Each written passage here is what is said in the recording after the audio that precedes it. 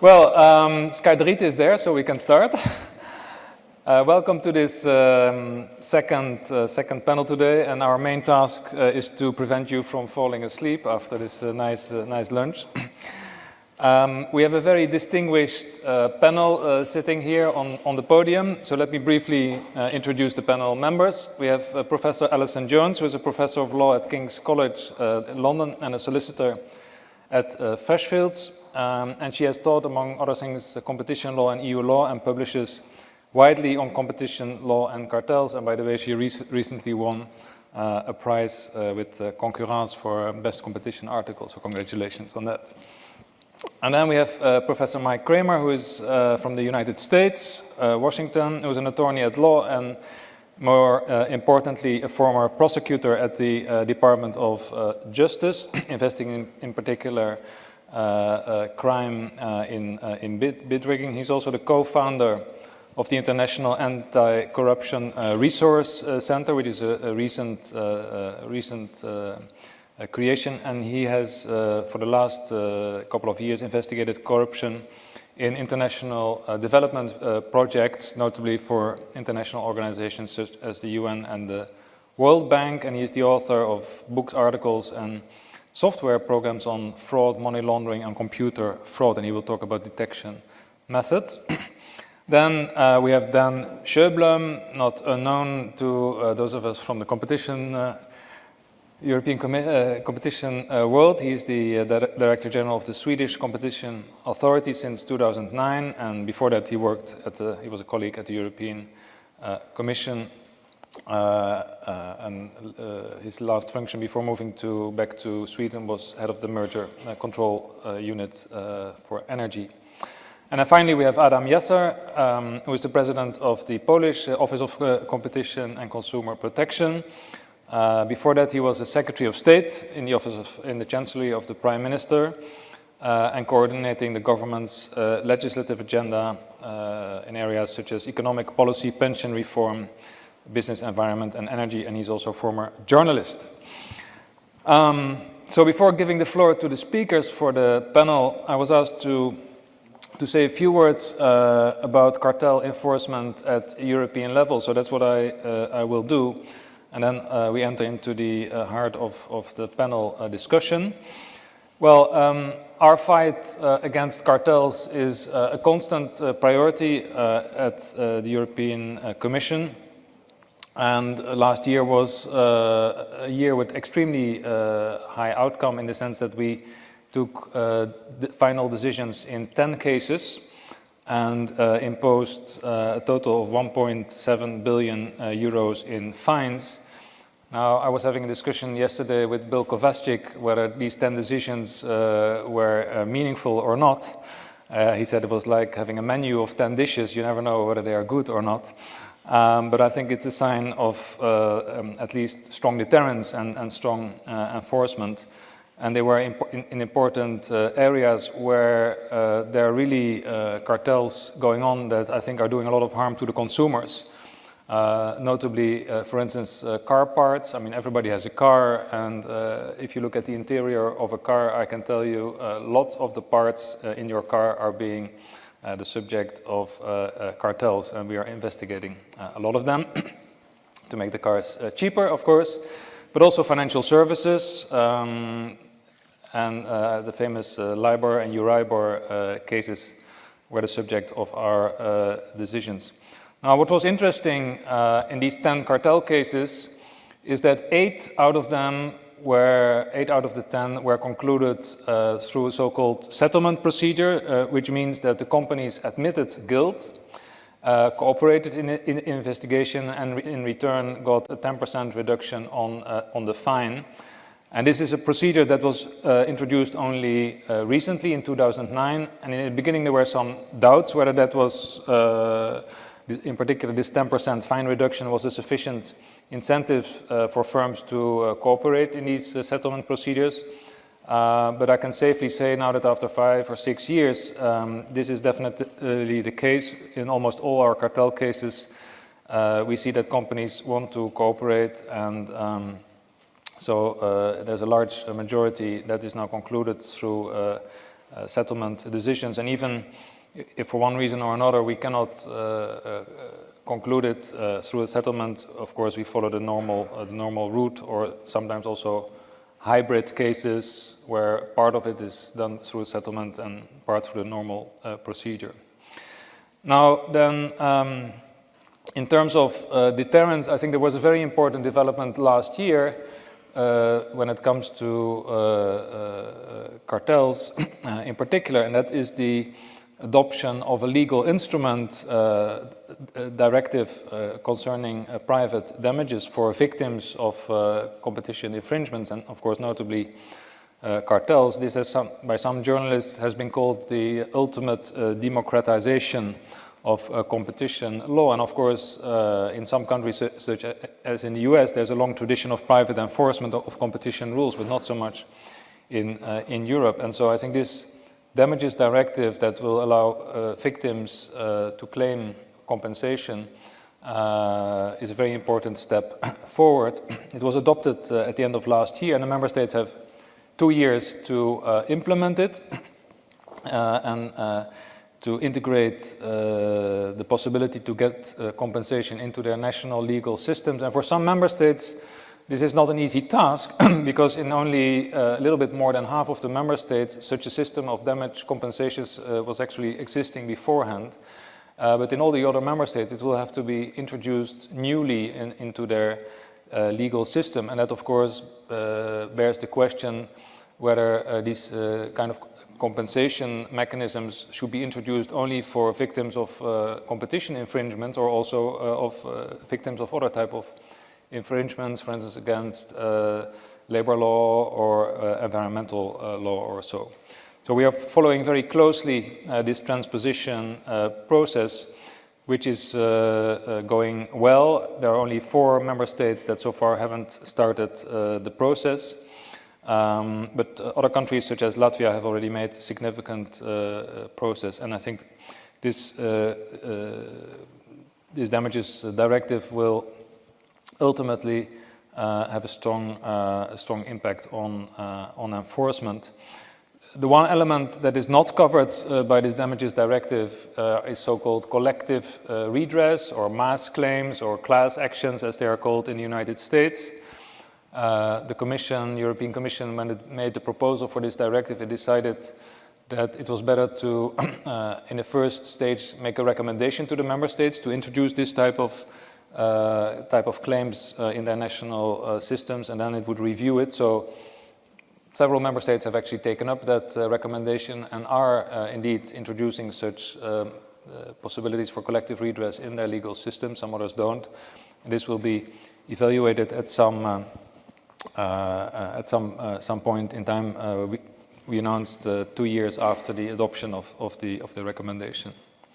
Now let's move to the topics of this afternoon, and we will mainly be focusing on 2 issues. One is on information exchange, the role of information exchange in cartels and collusive behavior, and Alison will give us a rather complete picture about all the issues at stake here. So I don't want to say too much about it. What an important question here is, when you have competitors that exchange information that are not really typical cartel decisions, like deciding on the prices or deciding on the volumes, but that can lead to such type of decisions, is this then an infringement by what we call by object, so for which no further proof is needed, or is it an infringement by effect?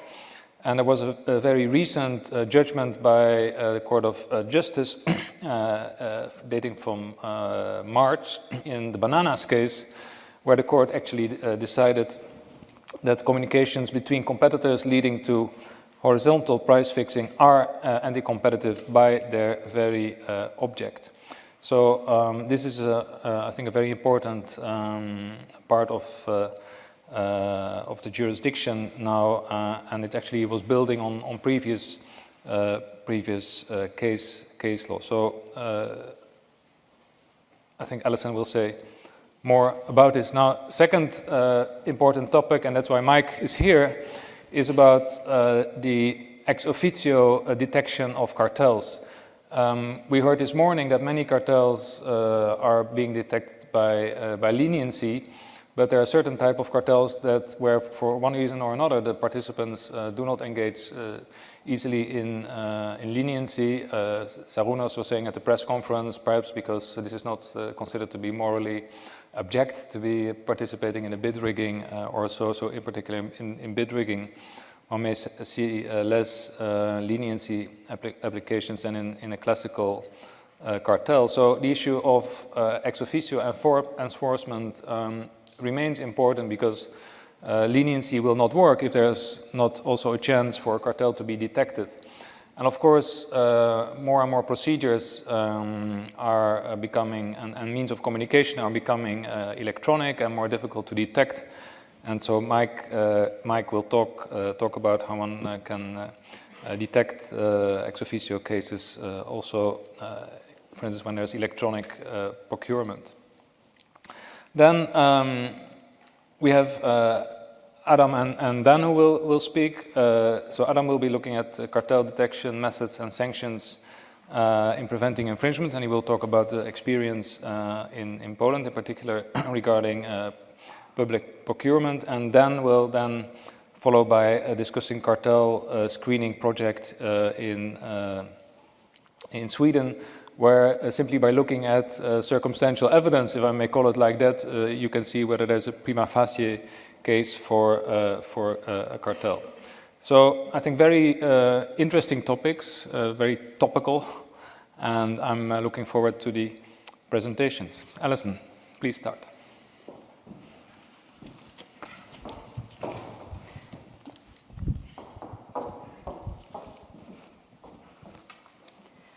Thank you very much for that kind introduction, and thank you very much to the Latvian Competition Council for inviting me to speak here today. As Mr. Taliana said, I'm going to talk about information exchanges, and I'm going to talk about standalone information exchanges, where the main point of the communication between the undertakings involved is to exchange information, so not information exchanges which might be part of a mechanism of bolstering a cartel or part of some sort of broader cooperation agreement. And I'm going to talk about how they are analysed under Article 101 of the treaty. So I'll start off, and I'm going to introduce some of the challenges here of antitrust analysis, how we analyse them, whether we treat them as restrictions of competition by object, and if so, when. How do we, are these information exchanges caught at all by Article 101? Do they result from joint or actually have they resulted from unilateral conduct which falls outside 101? So just a first point to mention about information exchange is we've had a little introduction to cartels in the introduction to this session. These are agreements between firms which are specifically designed to interfere with competition, eliminate the main parameters of competition between the players. They don't generally have any offsetting benefits, and they are treated as presumptively illegal under the competition law rules and punished severely if and when they're caught. Information exchange agreements may be designed to achieve a whole array of pro-competitive objectives. They might produce benefits to consumers because they provide information to consumers which helps them make decisions, or it might provide benefits to consumers by allowing suppliers to improve their commercial strategies or internal efficiencies. So there are many beneficial and pro-competitive information exchanges. On the other hand, as has been alluded to in the last session, there are some information exchanges which can be problematic and some which may be very problematic, and those are particularly where the information exchange is being used as a more amorphous mechanism for the firms to coordinate their behaviour on the market.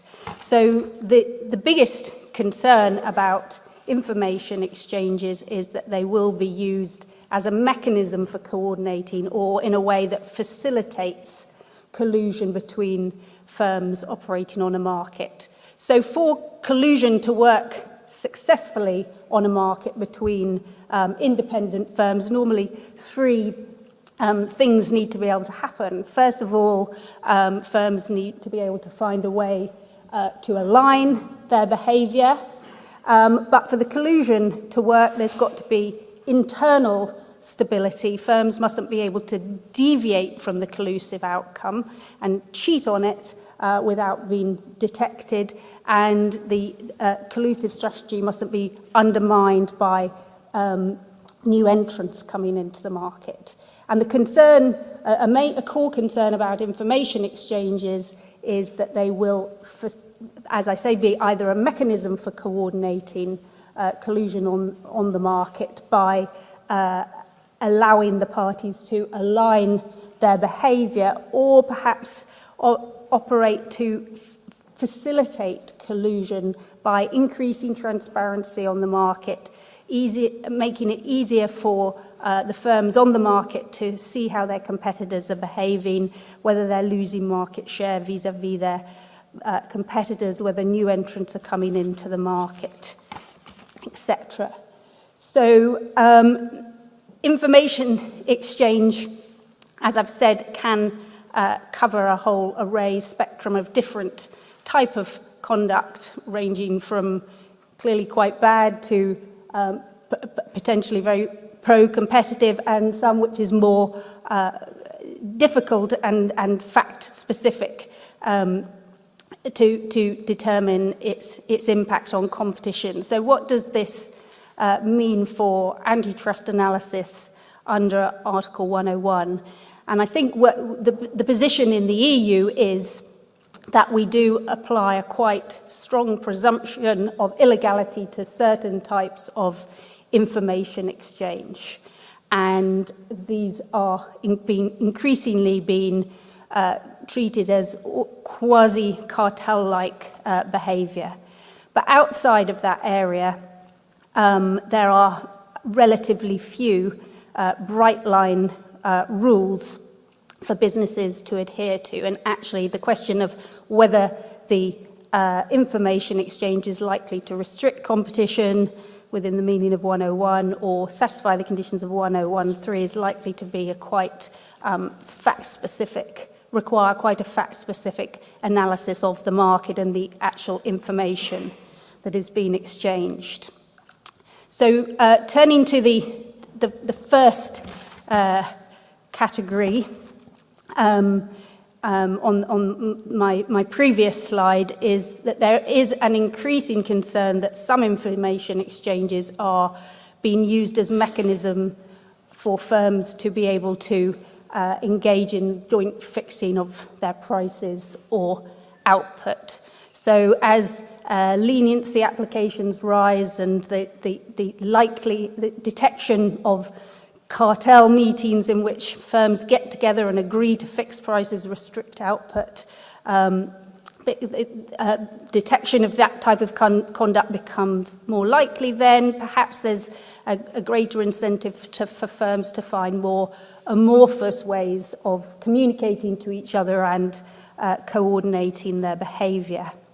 So in its horizontal cooperation guidelines, the Commission has said since 2010 that they think that if you engage in information exchange with your competitors about your intended future conduct regarding prices or quantities, then you're providing private, confidential, disaggregated information about what you're going to do in the future, then this is tantamount to sort of cartel conduct, and you run the risk of the conduct being investigated and fined as cartel activity. And the challenge often in these situations is because the exchanges might be a little bit more amorphous, informal arrangements one of the other challenges might be to actually work out whether there is any joint conduct which falls foul of Article 101. So Article 101 and 102 draw a fundamental distinction between joint conduct, which is caught by 101, and unilateral conduct, which is the principal focus of Article 102. So information exchanges are only caught if they result from joint conduct on the market. Now, what Article 101 makes clear is that Article 101 doesn't just apply to agreements where firms have a concurrence of will about the prices, the output they're going to set. It applies to a broader range of category, not only decisions by associations of undertakings, but importantly in this situation, concerted practices. So for a concerted practice to exist, there doesn't actually have to be any actual plan to sit down and fix prices. Concerted practice catches a broader range of conduct where the parties knowingly substitute practical cooperation between them for the risks of competition. So it's getting at direct or indirect conduct which is designed to influence the conduct of your competitors on the market, or perhaps to let them know how you are going to behave on the market. So that can certainly catch reciprocal exchanges of strategic information between firms. It can also catch unilateral disclosure of information by one firm to another, even if they don't reciprocate, if that firm has requested the receipt of the information or tacitly accepts it. And it seems that this concept of a concerted practice can also catch the situation where information is exchanged not directly between two competitors, but perhaps through the intermediary of a third party. So hub and spoke, or what are known as ABC agreements. So retailer one tells its supplier that it wants to raise its prices on the retail market, and the supplier passes that information down to other retailers operating on the market. So in certain circumstances, you might be able to establish a concerted practice between the two retailers and the supplier, which is operated through the hub, the supplier in that situation. So all the cases I've put up on this next slide are examples of cases at the European level or the UK level where information exchange has been treated very severely by the competition authority when they have discovered it, and where the findings of infringement have been upheld, in the bananas and the replica football kits cases by the court. So we've already had a brief discussion about the bananas case, but this concerned bilateral exchanges of information relating to price-setting factors between the banana suppliers on the market. They didn't actually specifically discuss the prices, but what the Commission found and was upheld by the court was that the information they exchanged did eliminate uncertainty about their future pricing behaviour on the markets, and was a mechanism for fixing the development and evolution of prices. RBS and Barclays is a case in the UK which was settled where RBS unilaterally disclosed information to one of its main competitors, Barclays. Barclays didn't provide information back, but they received that information and carried on acting on the market. And the UK Competition Authority agreed a settlement with RBS, who agreed to pay £28 million as a result of this behaviour. One type of conduct which has been challenging a number of competition authorities in recent years is what to do about public exchanges of information. The cases I discussed over here were either private exchanges between the players or information which was exchanged through the intermediary of a supplier. But what if one competitor simply announces publicly that in 6 months' time it's going to raise prices, and its main competitor reciprocates with a similar announcement? To what extent can this conduct be caught? And this really goes to the breadth of this concept of a concerted practice. And the case law indicates that these would be pretty hard cases to try and bring under Article 101.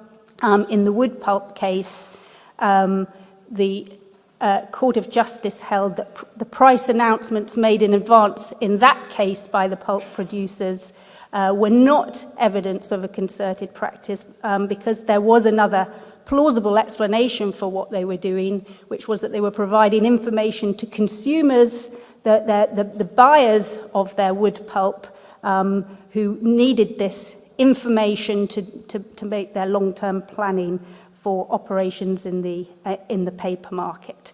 Nonetheless, it is a space to watch. It does attract attention by competition authorities. I know the European Commission is looking at public announcements in the container line shipping. The Dutch mobile operators case, I think the Dutch Competition Authority reached a settlement.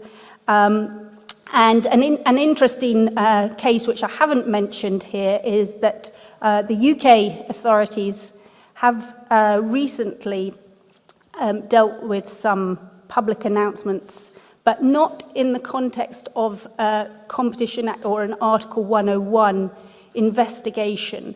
They used their powers to investigate markets, to have a look at the cement and aggregate market, which was a tight oligopolistic market where they felt that there were problems with parallel behaviour and transparency on the market.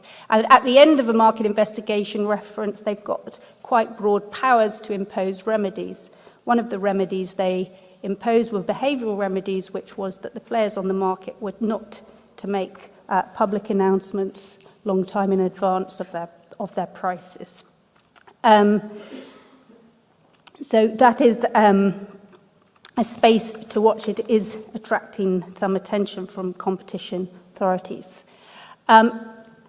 Where the information exchange doesn't relate to sensitive price information about future pricing, then the competition analysis is a little bit more complicated. But again, generally, the competition agencies and the courts are concerned about conduct which might facilitate coordination on a market, even if it isn't about exchanging information which is reducing uncertainty about future pricing behaviour.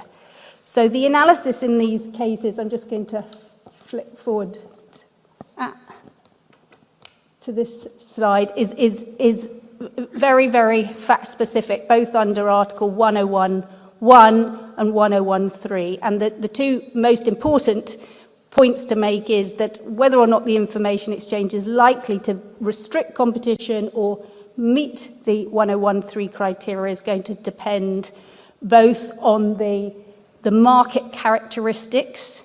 So these information exchanges are more likely to be problematic in tightly oligopolistic markets which are transparent, relate to sort of non-complex, homogeneous products, and a fairly sort of stable markets, or where, and on the information that's been exchanged. So if the information exchanged is likely to lead to greater transparency and stability on the market, then that could be problematic. So as an example of that, there's the UK agricultural tractors case, which the Commission investigated a number of years ago. In this case, they weren't exchanging information about price. There wasn't any other underlying anti-competitive agreement, but nonetheless, they were exchanging very sensitive information relating to sales, and which enabled them to see the market shares of their competitors on the market. And the Commission was concerned in this case that the exchange would produce anti-competitive effects and infringed Article 101 because of the very sensitive and what should really be secret information that was being exchanged, and the highly concentrated structure of the market. In Asnef Equifax, in contrast, the analysis was quite different. This was an information exchange between credit institutions about the solvency of customers and the likelihood of that they would default on borrowing. And so the idea of the information exchange was to try and reduce risk of lending to customers that might default, and to try and therefore reduce the cost of borrowing. This was an Article 2.6 reference to the Court of Justice, which, if you do want to have a look at information, how assessment of information exchanges might take place, this is a very good judgment to look at. It gives quite a lot of detail about how the analysis under 101.1 is conducted, of whether these arrangements might restrict competition, and if it does restrict competition, how the 101.3 analysis might be conducted. And in this case, the court was clear that even if the agreement did restrict competition, it was clearly capable of producing a number of significant benefits to prevent over-indebtedness and to create perhaps a greater overall volume of lending, and that those benefits would be passed down to consumers. So although there might be some consumers that might be worse off as a result of the agreement, those with a poor credit risk might not be able to get credit, they might have higher terms of lending,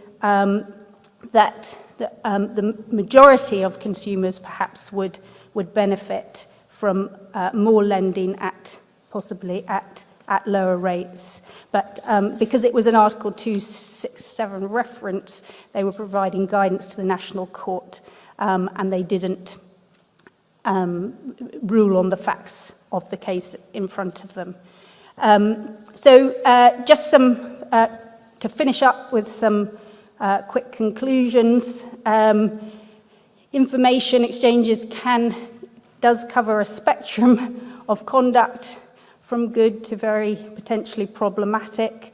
As competition agencies become more sophisticated at rooting out more traditional cartels, perhaps firms are becoming more sophisticated in the way they try to coordinate their behaviour, and competition authorities, if they uncover information exchange which they think is designed to enable coordination in relation to future prices on the market, they will increasingly treat it as cartel activity and impose quite significant fines. The Court of Justice has, as you mentioned, has confirmed in both the Bananas, the Dole appeal, and T-Mobile that these exchanges may be restrictive of competition by object, and so firms need to be very careful. And not only about exchanging information with their competitors, but also receiving information about pricing information from their competitors.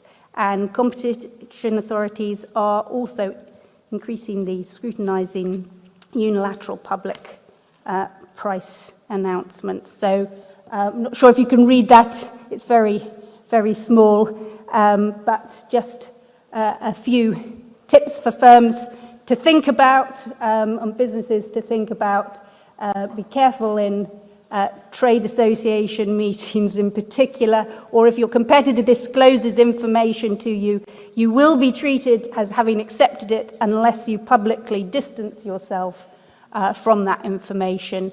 And if you are exchanging information with your competitors, think carefully about why you're doing it, whether it's necessary, how that exchange might be interpreted by a competition authority if they were investigating it, and who you're sharing it with. Why is it a private exchange?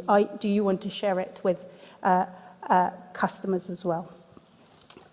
Thank you.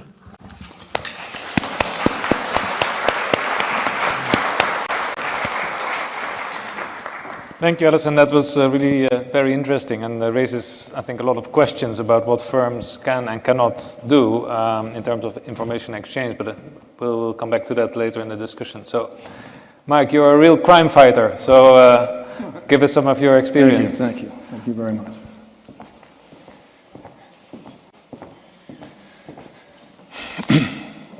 Well, welcome, everyone. This is my first visit to Latvia, and I have to thank the organizers for their hospitality and all the help they gave me. I've enjoyed it tremendously. And so, I didn't realize, here's my slides for tomorrow.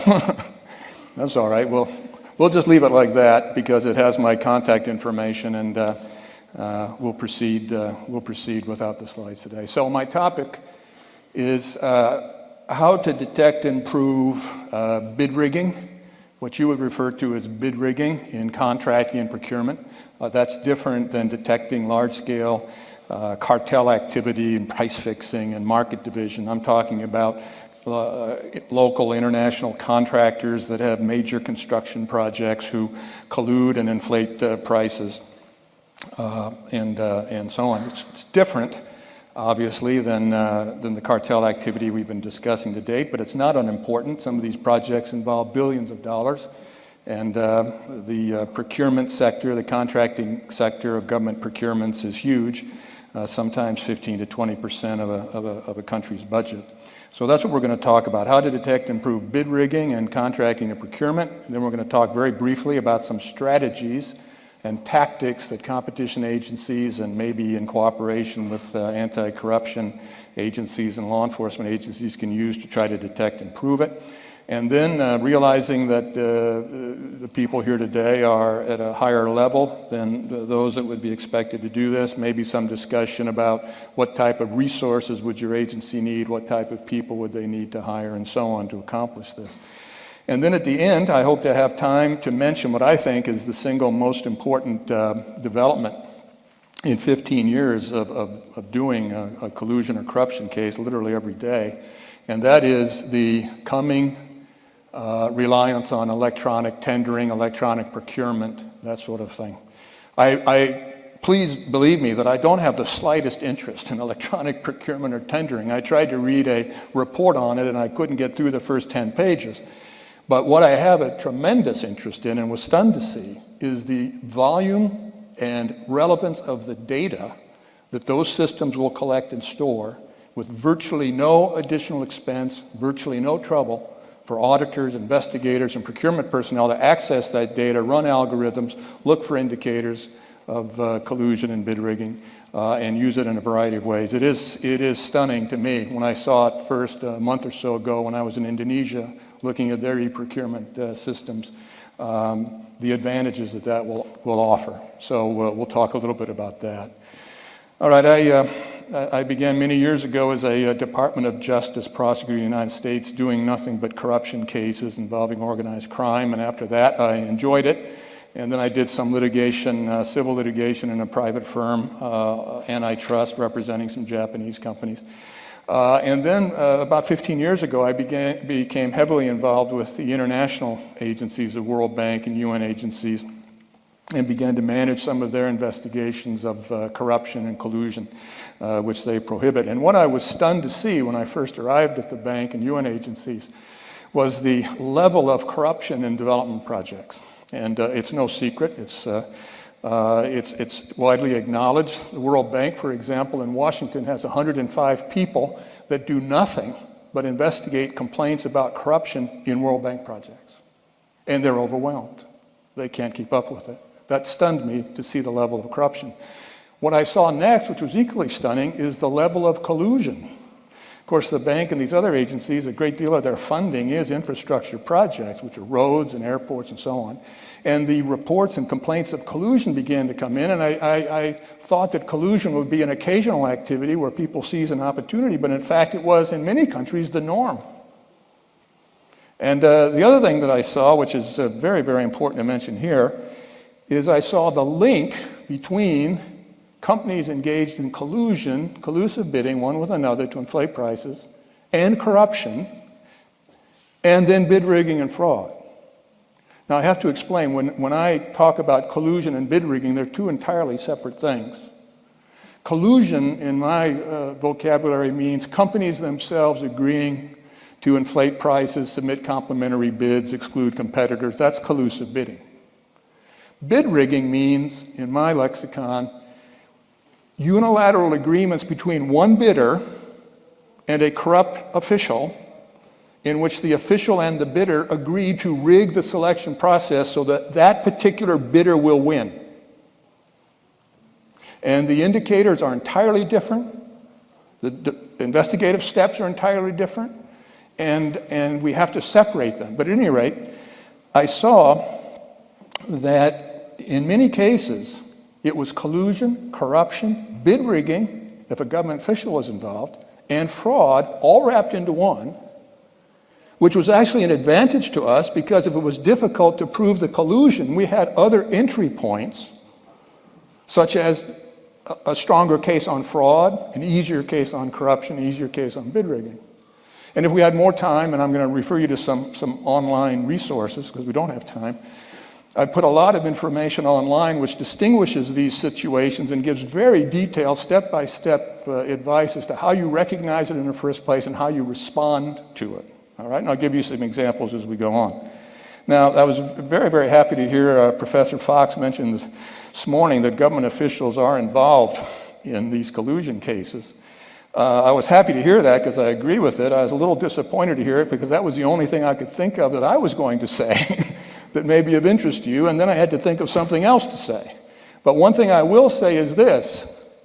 They're not, in most countries, I don't know about Latvia, but in most countries, the government officials are not only involved in it, they set it up. They organize it. They give instructions to the pharmaceutical companies as to how to divide markets and which to provide. They have conferences with the road construction companies to ensure that they're colluding, to inflate prices to make it easier for them to collect their bribes and so on. This I know not from theory. I've done this for 15 years. I've sat with people who were involved in it, who were admitting to it.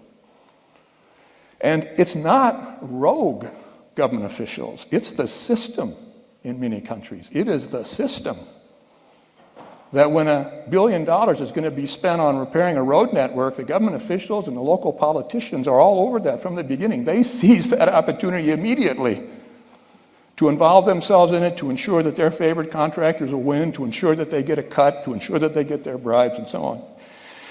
And the government officials also cooperate, and you can see this when you do the investigations. The government officials also cooperate to protect the bid rigging firms. For example, if there's an ongoing collusive bidding group, I don't want to call them a cartel because that's a too dignified term for them, but there's the Philippines, for 10 years, for a decade, received billions of dollars of funding from international donors to repair roads, many billions of dollars. Every single contract during that 10-year period was rigged. Every single contract. Every piece of paper submitted as a bid, which would fill the 20 square feet over there, and the bids are this thick for road. Every one of them was simply a facade. Those contracts had been decided at meetings involving government officials and local politicians and favored contractors before the announcement for the request for bids was even published. And all of this organized by the government officials. All right. So we see, I've seen in my experience, this network of collusion, corruption, bid rigging, and fraud in road construction everywhere, in airport construction, in the headquarters of a UN agency, in pharmaceuticals, as I've seen, and especially, and I wish we had more time, especially in major IT contracts. Major IT contracts, and some of these are several $100 million. If you're competing for the hardware and software contract for a government to set up its pension system or to automate its treasury processes, you're talking about hundreds of millions of dollars. And in these projects, the major IT companies, their first default position would be to meet one with another to decide whether or not it made sense to them to collude, in the sense that they would either divide the market, in the sense that if country one was wanting a treasury project at the same time as country two, they considered jointly and openly as to whether or not it made more sense for one company to bid on country one and not on country two, and then to exchange the roles as other projects came in, because they could see more projects in the future.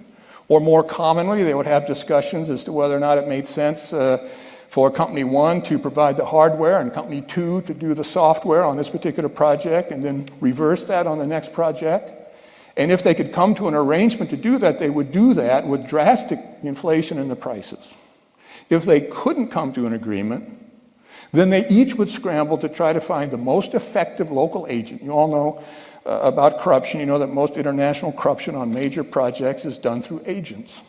And these major companies would then, if their efforts to divide the contracts failed, these companies would go out and try to find the most connected, the most effective agent in these countries. And whichever company succeeded in getting this agent, and there's very, very well-known people in the industry who are very capable, very popular to serve as agents, which are the transition points for the corrupt payments. The other companies that did not succeed in getting that agent would then consider withdrawing completely and not submitting a bid and waiting to the next thing. Now, this is something that I thought would be an occasional story which would occur once in a while, and then I discovered as I got involved in these big IT contracts, that was the norm. That was the norm. And some of these complainants would come to me and say, okay, Mike, you got to look at this. You got to look at this case in Far-Offistan. I mean, this is ridiculous. These prices are too high. They would say, well, how do you know that? And as I got to know, these are confidential informants, as I got to know the informants better, it's because I sat at the meetings. I sat at the meetings. And we tried to arrange something and we couldn't. And then we were unfairly excluded. There's no honor among thieves, and they didn't honor the agreement, and they kicked us out, and so on. So major IT contracts illustrate, as well as anything, this link between collusion, corruption, bid rigging, and fraud. All right, so let's go back and talk a little bit now, as time remains, about some of the basic detection methods. At the World Bank, which is where I do most of my work for anti-collusion, they don't have a leniency system. They don't have an amnesty system like the US government does, and I understand you do. And so virtually every case begins with a complaint. Most of them are anonymous and so on. And when a complaint comes in, as I said, the investigators at the bank are overwhelmed with the volume of complaints, so it's very difficult for them to decide which complaint merits their attention and so on. So what we decided to do to try to streamline this process is we at the bank informed ourselves and did a lot of research on what are the primary indicators of bid rigging in construction projects, keeping in mind the way that I use the term. And so with the research and with the experience now of 10 years, we identified the key indicators, and the way we use them is not to detect not to detect the schemes, but to evaluate the complaint. So if somebody complains that an irrigation project in Indonesia was the result of collusion, and most of the time this complaint is anonymous because people are afraid to identify themselves, we would use these indicators. We would get the data and use the data to look for indicators to see if the indicators supported the claims. And what are the most common indicators we've seen? Well, I'm embarrassed to tell you some of them because they're so obvious. The most common indicator of collusion in major World Bank projects, which are hundreds of millions of dollars, is physical similarities in bids.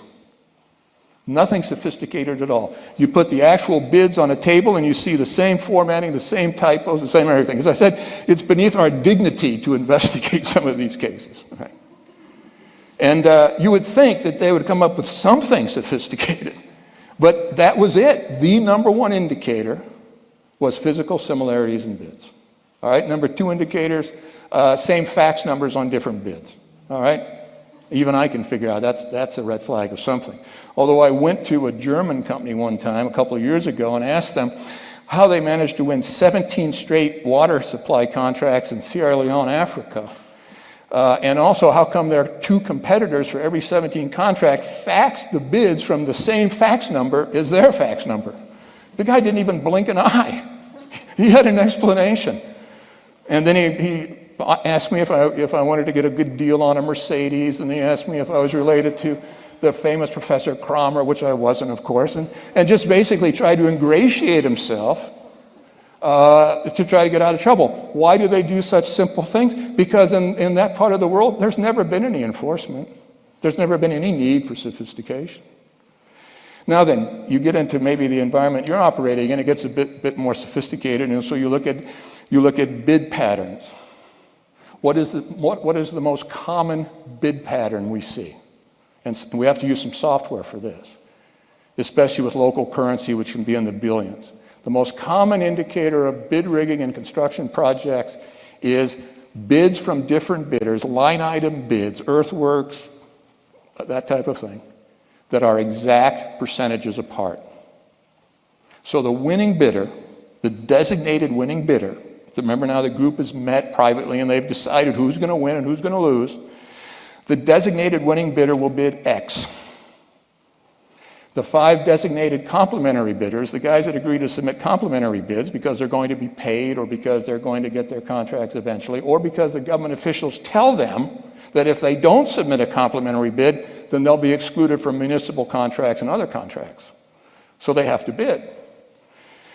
But they don't want to spend 3 weeks or a month having their chief engineer prepare a bid this thick, which they know they're going to lose. So what they do is they agree that company A will submit the winning bid and that their bids will either be higher or deliberately defective or incomplete.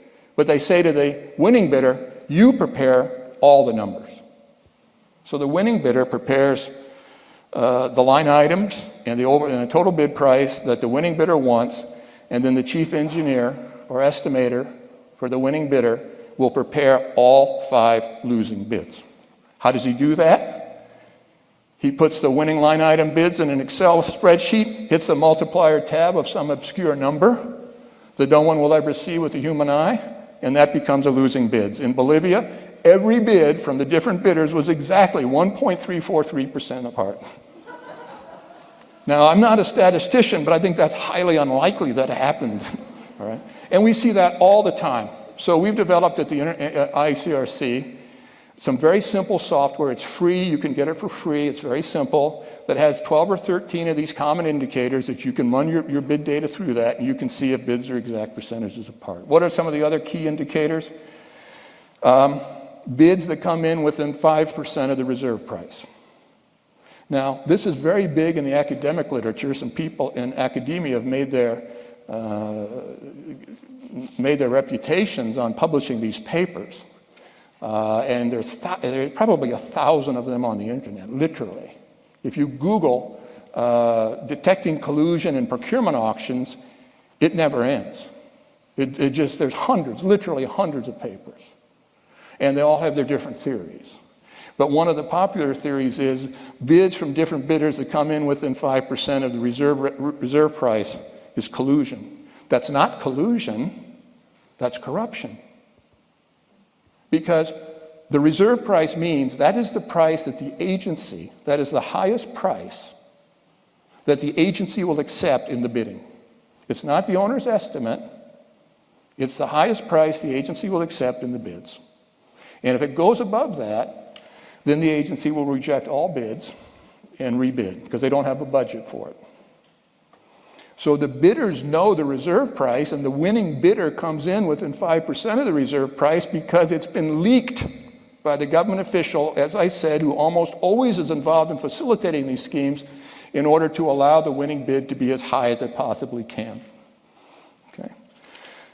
Rebidding patterns, I think this is a good indicator. Companies bid, bids are rejected, companies bid again, second and third rounds, and then every second, third round bid from 7 or 8 different bidders comes in the exact same order as the previous bid. Highly unlikely. Those are good indicators. The number one indicator for us, though, is sequential bid securities. Are you all familiar with bid securities? Again, not the most enthralling topic in the world. But if you are bidding for a construction project, you have to submit a guarantee that if you're the winning bidder, and you're what they call the lowest evaluated bidder, called L1, and then you will sign a contract within 90 days. In other words, you can't submit a bid, be evaluated as the recommended winner, and then decide to withdraw. And to guarantee that you won't withdraw, you have to go to a bank or insurance company and get a bid bond that says if you do withdraw as the winning bidder, you have to pay a 2% penalty. Now, the only company that has to worry about submitting a good bid bond, which costs some money, is the winning bidder. In a collusive bidding ring, the 5 or 6 bidders already know who the winning bidder will be, so the 5 or 6 designated losing bidders don't need to waste time getting a bid bond. And so they do the sensible thing. They take the young lady who works at the bid bond department of the local bank out to lunch, give her $100 and ask her to forge bid bonds. And she does that. Unfortunately for her, she's also done the real bid bond, and so she gives the forged bid bonds the same date, the same bank, and sequential numbers. When we discovered sequential bid securities, we then went proactive and entered all of the bid security numbers of all the World Bank finance projects in South Asia, and we were hitting cases like crazy. We found sequential bid securities everywhere. And that is an indicator that's very, very hard to explain, especially when they're not only sequential but forged. All right, I've also said there's a difference between bid rigging and collusive bidding. If we're looking for indicators of bid rigging, they're entirely separate. But if you want to see if a government official is involved in your collusion case, what you will see is not only the bid patterns of collusion that I've just described, but you will see the original L1, which is the lowest evaluated bidder. You will see the original L1 or L2, the second lowest bidder, disqualified by the bid evaluation committees, which are the government officials, for inadequate reasons. And that's how the government officials are keeping the divers, people we call a diver. A diver is a real bidder that tries to dive under the cartel, keeps the divers out. So our software programs and others will identify the involvement of the government officials and the agreements among the other bidders. All right, so these are simple tests. They go into some software programs. As I said, the problem is that you need data. And it's very hard for us, since our projects are all around the world, to collect the data. So someone complains that an irrigation project in Ethiopia, the prices are too high, he thinks there's collusion. We have to get the actual paper bids from Ethiopia, and it just doesn't work. However, that's changing with e-procurement in a very big way. And so in addition to evaluating these complaints by looking at the bid patterns, and by the way, if you send me an email, I'll send you the link, there's dozens of these indicators online, dozens of them. That I can give you a website that identifies these different indicators for different schemes. All right, so it turned out that evaluating bids was very cumbersome and tedious, and we couldn't get the bids, so then we would turn to another methodology, which is we did background and asset checks, background checks actually, on the different bidders. Now you think, now there's a no-brainer. I mean, if you're not doing that, you need to turn in your investigator's credentials. But surprisingly, a number of agencies were not. And so, as you know, many losing bidders in complementary bidding schemes, again, say road constructions, the losing bidder doesn't actually exist. It is a clone of the winning bidder, or it's just a shell company that's organized to submit bids. In some cases, even the winning bidders don't exist. In the Philippines, again, in a famous case, the company that won most of the contracts over a 10-year period was nominally headed by the best friend of the husband of the president of the country, and the best friend won a lion's share of bids over 10 years, which were indicative, and the bid patterns indicated collusion, but no one actually checked to see the credentials of the winning bidder's company, and it turned out the winning bidder, and I'm not exaggerating, actually did not have a company. And the address was his penthouse in a condominium in Manila. I'm not exaggerating. They never thought it was important to do any background checks on companies, or to see, in a case in Indonesia, that one of the bidders was located at a Chinese restaurant. Well, this is great, except they weren't acquiring Chinese food. All right. As I said, we're not dealing with the most sophisticated people here, but we are dealing with some big losses. Okay? Yeah, it's true. All right, so finally, what do we decide to do? Background checks are good, and now I see I'm running out of time here. We decided that, we discovered that, like every other investigator, you need witnesses. You can't do a collusion case, bid rigging, corruption, fraud case, just from bid patterns, just from circumstantial evidence. You need witnesses. And the problem we ran into at the very end of our work recently is we didn't have traditional investigative skills. We did not have people assigned to collusion and bid rigging cases who were investigators. They didn't know how to interview people.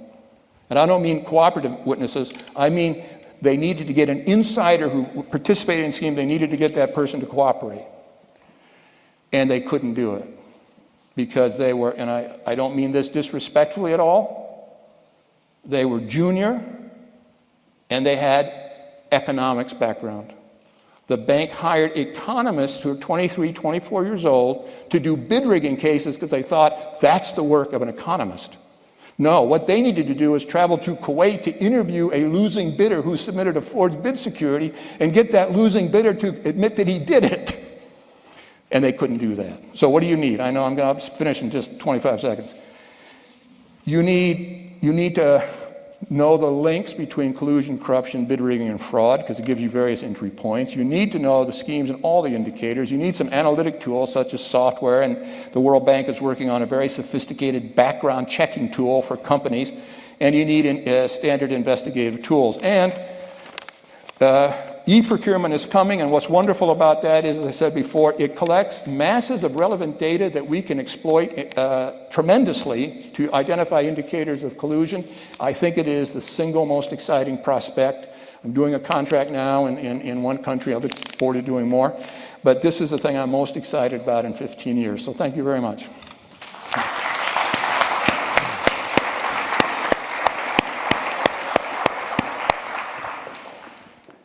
Thanks, Mike. That perhaps sounded funny and entertaining, but it's of course very serious.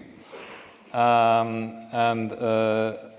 think the only thing we can be glad about is that some of the bid riggers are not very sophisticated and therefore continue to be caught, even if it's not by economists. But let's talk about that later. I just go down the line and then we move to Dan.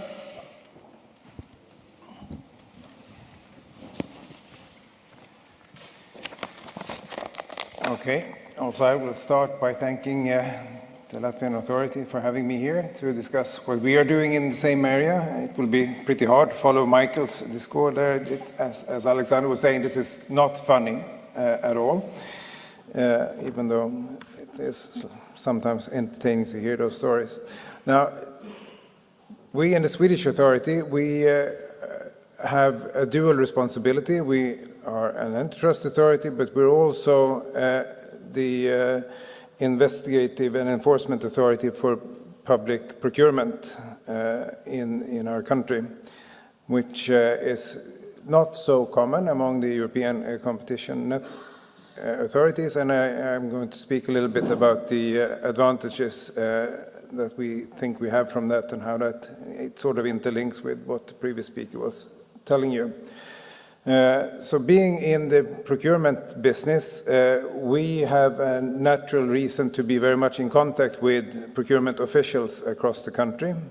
at least in my country, public procurement is a very there are many people who do procurement. We don't have a centralized system, so it's a very decentralized system. I think there are about 10,000 procuring entities in Sweden. So you can imagine that there are lots of contracts going on. And it is a very important activity. It represents in Sweden somewhere between, I'd say, 17 and 20% of GDP, depending a little bit on how you count. And I think that's more or less on EU average. So I think if you have 11 here in Latvia, you're sort of a little bit on the low side. But nonetheless, we are very much aware that these public tenders are very much prone to cartel and bid rigging activity, collusion, corruption, illegal direct awards. There are many things that go around, and I think we do also feel that there is a pattern that if there is some unlawful activity of one kind going on in a particular contract, you may very well find many breaches of different laws going on surrounding that contract. So this is something that we are very much interested in, and something that we try to develop a better approach and means to suppress, both to actually find the offenders, but also to make it less appealing for people to engage in such behavior. And how does one go about doing that? I think this is an area where you have leniency, of course. We have a leniency program as well. As Rita was saying, you don't always have a long queue of people coming in, so you need to be active in proactively changing a little bit the odds of detection there, and that's what I'm going to talk about here, about our screening project. So there are many things that affect the willingness of cartelists and wrongdoers to engage in unlawful behavior, but the risk of detection and the gravity of the punishment that they would face if they are caught, and of course the rewards of engaging there are sort of main themes.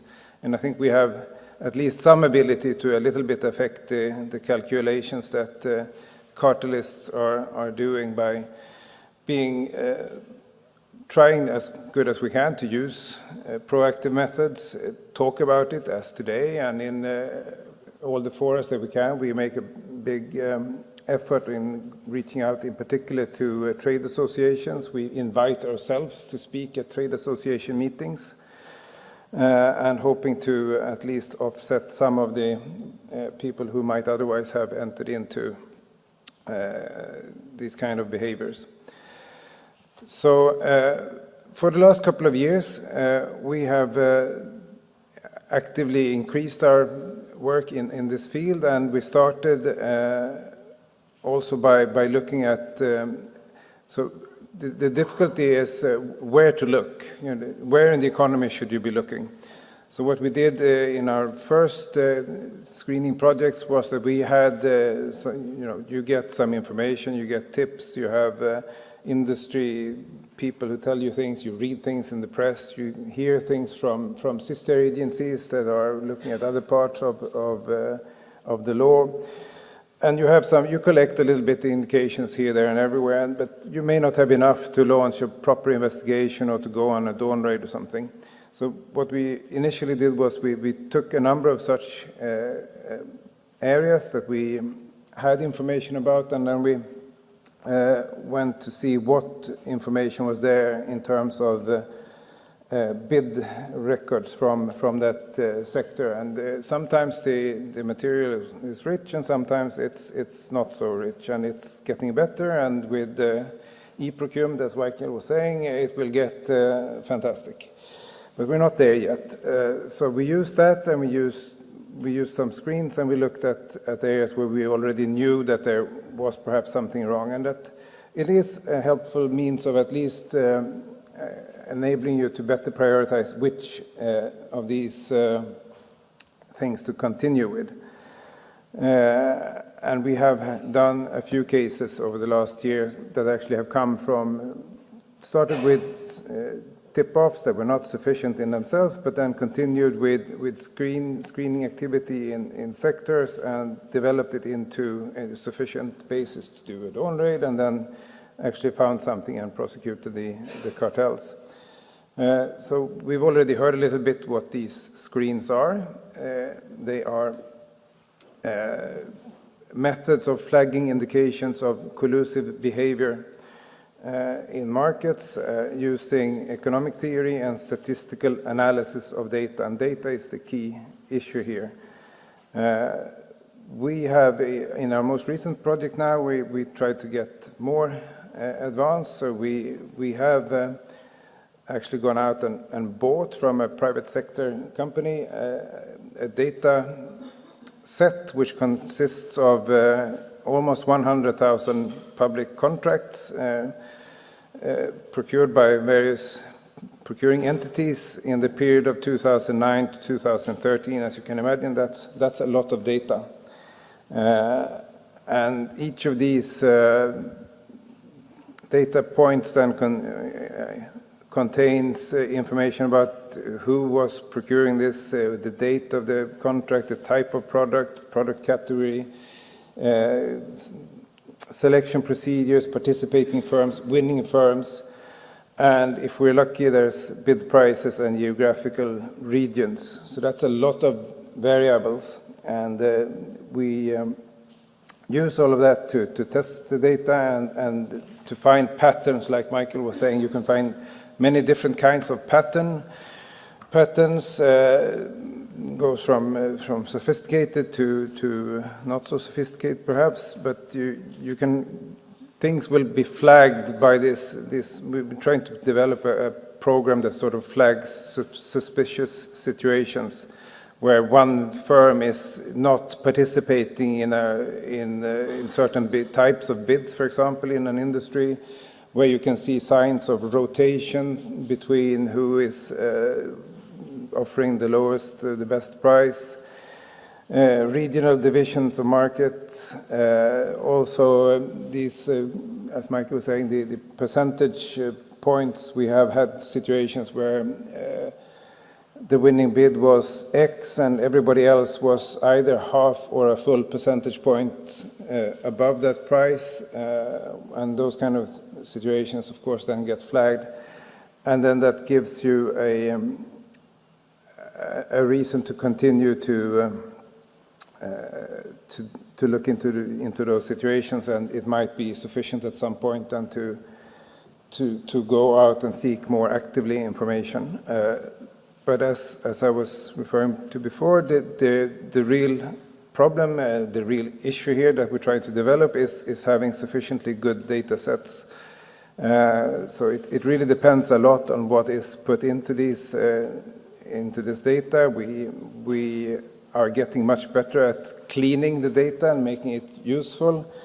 We have made suggestions to government in terms of obligatory data that procuring entities should have to record in terms of all the contracts that they are procuring, and I think that's something that we are continuing to understand better, and I think that also might be something that would be worthwhile to discuss on even a European level, because we, at the end of the day, we are actually using European directives for procurement. So when the interlink between procurement and detecting and making something about bid rigging is that close, I think this is an area where there is lots of scope for us to work together for the future.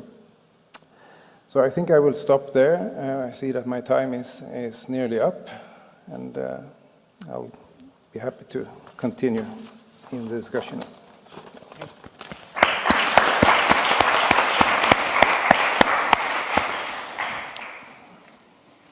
And finally, Adam. Thank you.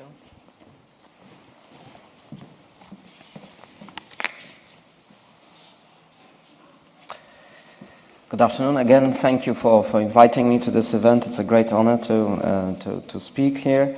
I just want to give you a quick overview of what's happening in detecting collusive tendering in Poland. here it is. Okay, very good. So a quick overview. Like in many other countries, this is a significant share of the economy, particularly with the inflow of EU funds. This has become an important aspect of modernizing Poland, and obviously some really high-profile public procurement for roads, infrastructure, and so on and so forth.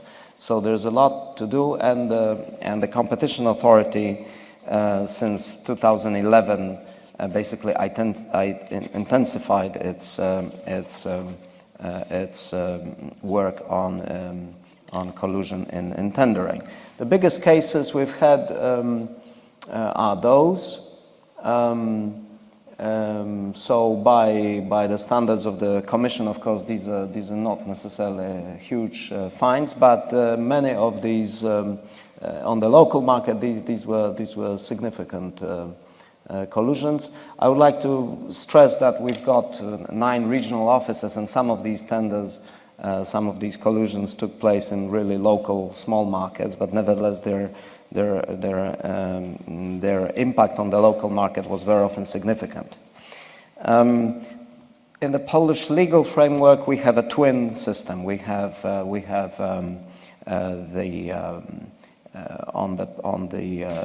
when it comes to managers and natural persons who are involved in bid rigging in its all aspects, so both corruption or just collusion or bid rigging as such. There are criminal sanctions for this. And on our side, as the competition authority, we look at on the corporate, and this is part of the administrative procedure, and we impose fines on corporations rather than individuals. Well, that creates a whole lot of problems about which track is more important and an exchange of information, but this is something I want to move on later in the presentation. So how do we detect these cases, or how they are detected in general, because again, other agencies are involved.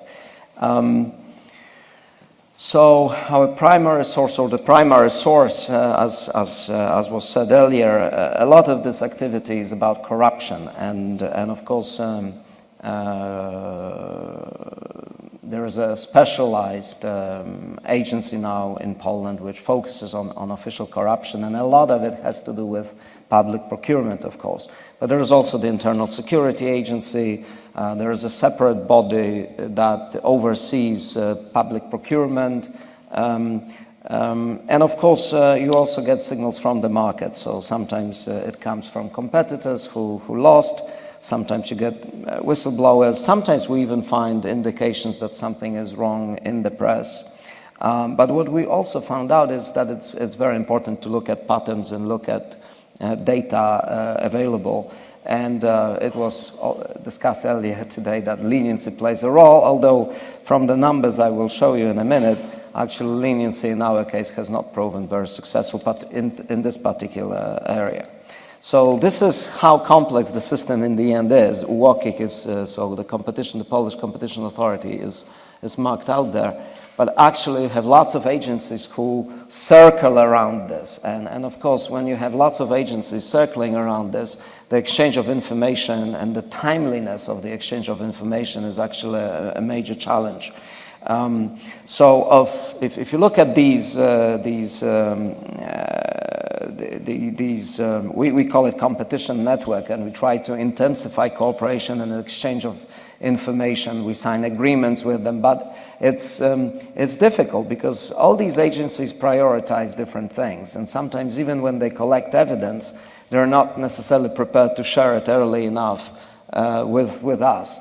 I will come to that in a second. But if you look at these agencies, so for example, and different sources of information about collusion, we've had 2 cases of leniency. 7 of the cases that I showed you at the beginning, 7 came from competitors complaining. About the same number came from from the ordering authority or the public institution that was running the tender, and 9 came from our own data mining. So it just, to me, it just proves the point that you actually have to do a lot of your own stuff to have an efficient program.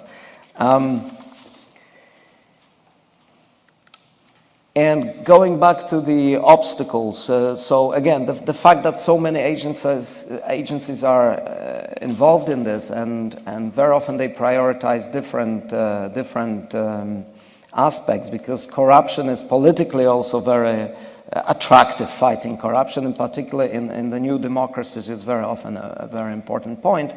So this takes precedence, and very often you have law enforcement officials who go on searches. They don't even look for evidence that we could use in our administrative proceedings. So making them aware of the fact that once they investigate, we need to get their stuff is sometimes not that clear to them.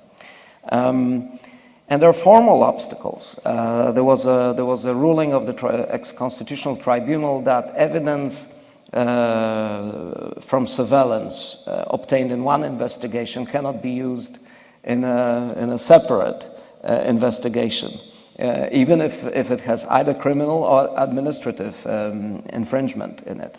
And the narrow interpretation of that is that even if there's a wide collusion bid rigging investigation, if this is corruption, then the collusive element cannot use the evidence collected in the, let's say, anti-corruption proceedings. So these law enforcement agencies are first sometimes quite reluctant to share evidence, not to compromise their own investigation, or to ensure that it later stands up in court.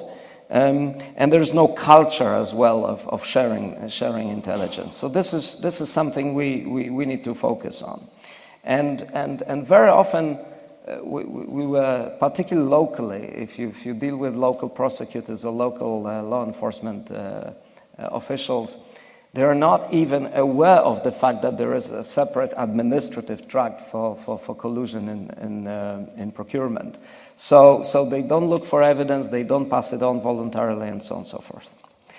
So how are we trying to overcome these obstacles? I see I have 2 minutes, so I should manage to wrap up. Well, one key change that was just introduced earlier this year is that the overall in the competition law, we extended the limitations period to 5 years from 1, which means that now some of these law enforcement agencies will be able to conclude their investigations and pass on evidence early enough for us to act. We have had very high-profile cases where there was both corruption and collusion in tender, which we couldn't pursue under the old regime because it expired, the statute of limitations came in. So there was a criminal conviction, but we couldn't complete on the corporate side in the administrative proceeding. And we've had some, particularly with road tendering, we had a number of high-profile cases like this, which would have been caught had we earlier introduced this 5 years statutory limitation period.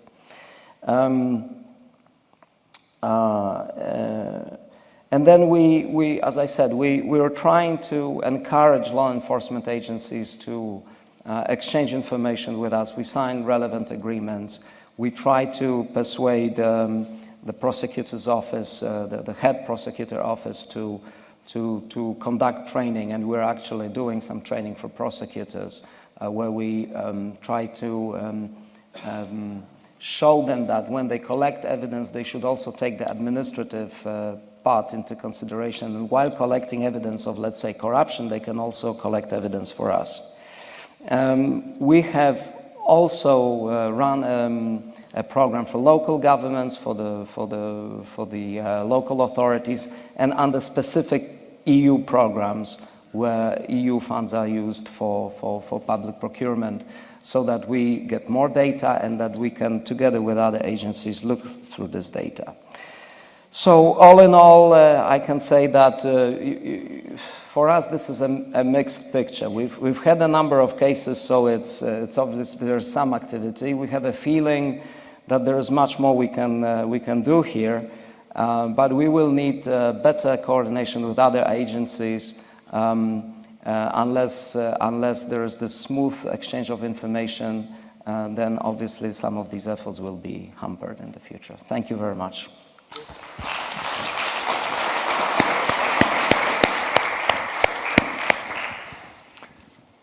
Well, I think it's a fascinating topic also because it touches on the interaction between criminal and civil enforcement, and I think that's a very, very challenging component, in particular for those agencies that are doing administrative enforcement, and Adam has just illustrated this by all the cooperation agreements that he has to sign. Well, I have a couple of questions, but I don't want to monopolize, abuse my dominance here, so I leave it to the floor first, and only if you are completely silent, I will fire my own questions. So there's a mic. Yeah, in the middle. Hi, I'm Nuno Carvalho from the Portuguese Competition Authority. In Portugal, we have mandatory electronic public procurement for a couple of years now. So there's a centralized database, and we're looking to coordinate with the entity which has this database to look into infringement. Of course, we don't have dual capacity of competition analysis and bid rigging in your lexicon. So my question is, are there ways of, when you're looking at this data, to weed out what is typically bid rigging, corruption cases from collusion cases? Because, I mean, if we can't investigate it, it's just too much. I'm not saying that somebody else shouldn't investigate, but we need to be sure that we're using our resources correctly to hone in on those collusion cases. Yes, I think there is. As I said, the online materials I'll be happy to link you up with if you contact me by email. Provide separate descriptions and list of indicators and investigative steps for each scheme. So the indicators for collusion are going to be different than bid rigging. Now, of course, bid rigging is divided into 10 or 12 separate schemes itself. Unbalanced bidding, which is a huge problem if you're familiar with unbalanced bidding. It's very, very sophisticated bid rigging schemes used in construction projects, very hard to detect, but with a computer you can do it. If you've never heard of unbalanced bidding, send me an email, I'll explain it to you. And there is some confusion. There are some indicators where it's hard to tell what it indicates. Also, there are other indicators that are too ambiguous to be of much use to you, which is why in our work we don't use indicators to detect the fraud, we use indicators to evaluate the complaint. Because the complaint is very specific. You'll say, I should have won this contract, but I didn't. And the procurement bid evaluation committee did these bad things. With that type of focus, you can evaluate. But before I ramble on too much here, there are very stark, useful indicators for bid rigging and collusion that relate to separate schemes that generate follow-up steps that are very useful, especially if you can build these fraud filters, we call them, into your e-procurement systems. And send me an email, I'll be happy to share that with you. Okay. Any other questions? Yes?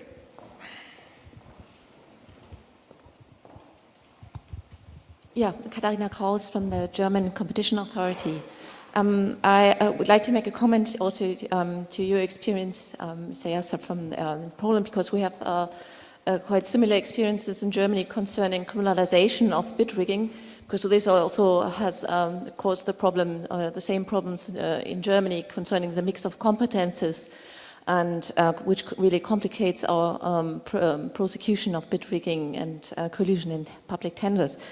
And I wonder whether, what is the position of your legislator maybe, because I have the impression that the legislator could solve some of the problems, at least that you mentioned.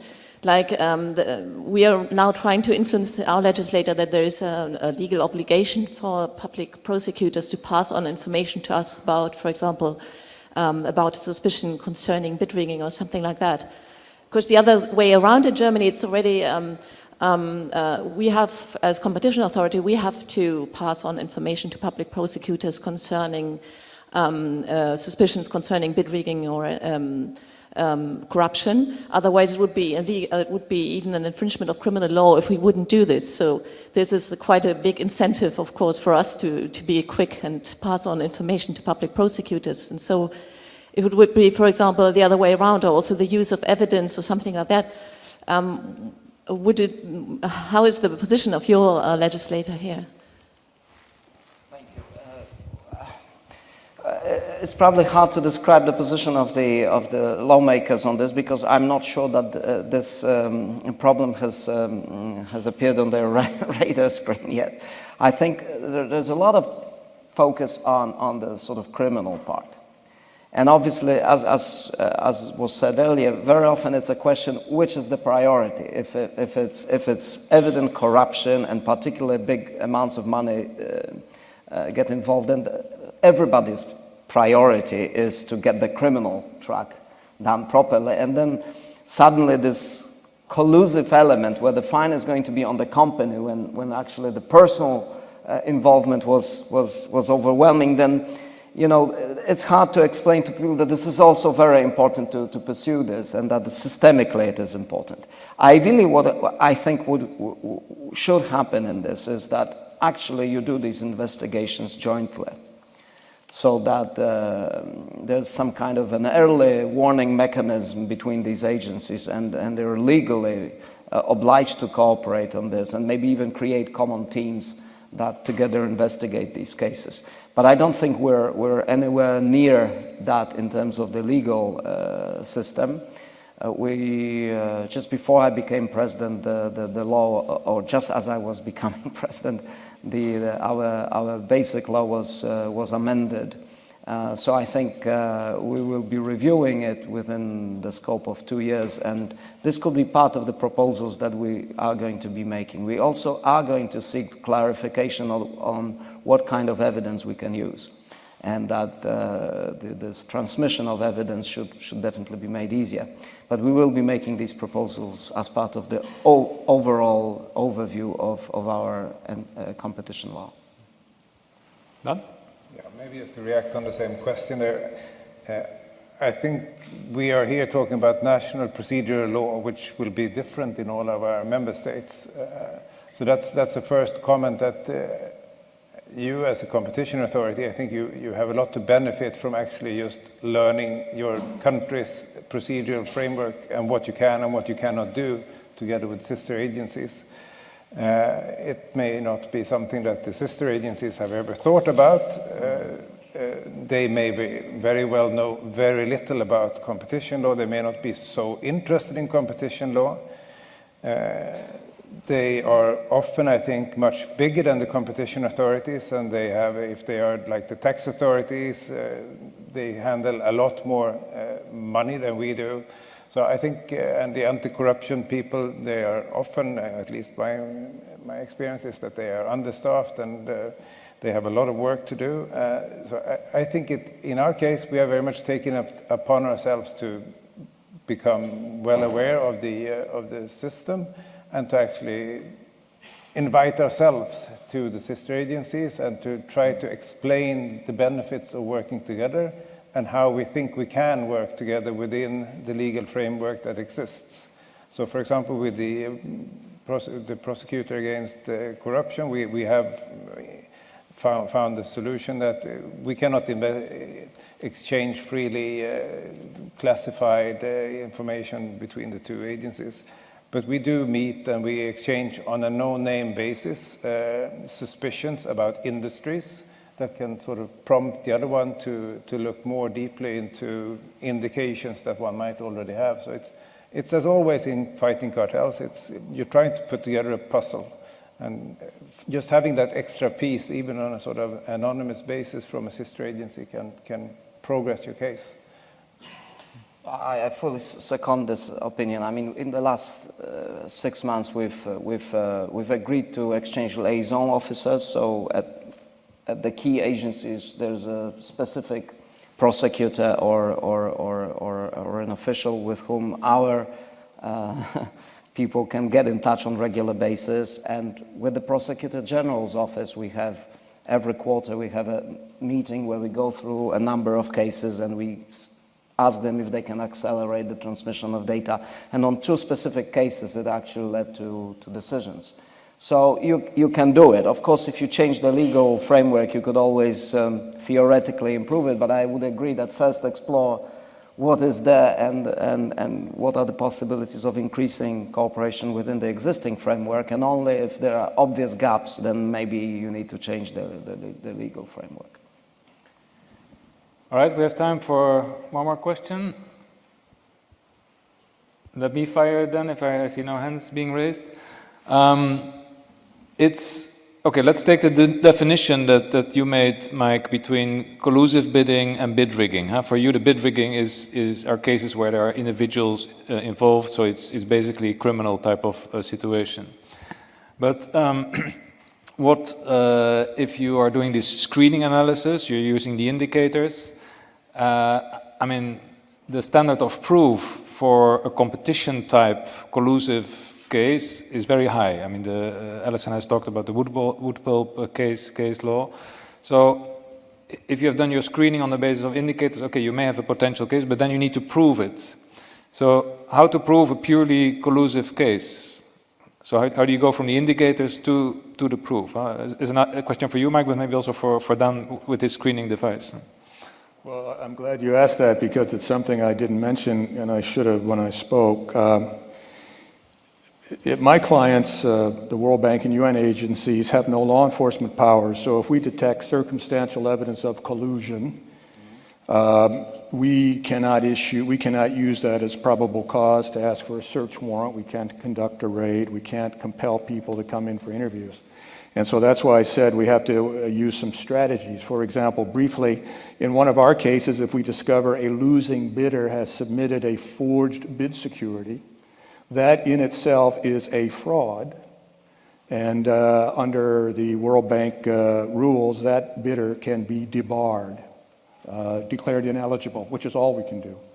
And so in some appropriate way, we will approach that person who submitted the forged bid security and in a proper way, not threats or intimidations, but point out to that person that they can be debarred for submitting a forged bid security. It takes a lot of experience and skill to do that, which the junior people don't have. But if you do that, this person can be induced to cooperate and say, okay, well, I'm a little tiny enterprise here. I'm instructed by the government that I have to do this or I'm declared ineligible. And so she then admits it, gets some leniency, and then provides the emails from the winning bidder, which incriminates the winning bidder. The winning bidder is now in trouble. The winning bidder confesses, as all people confess. They confess by saying, I admitted it's somebody else's fault. And the winning bidder says, I had no choice. The government officials instructed me to do it, and I had to pay bribes. So we have to, and so there's actually cases with some skill, you can go up the chain, and even the winning bidder who paid the bribe will get some benefit by pointing out that it was extorted. All right.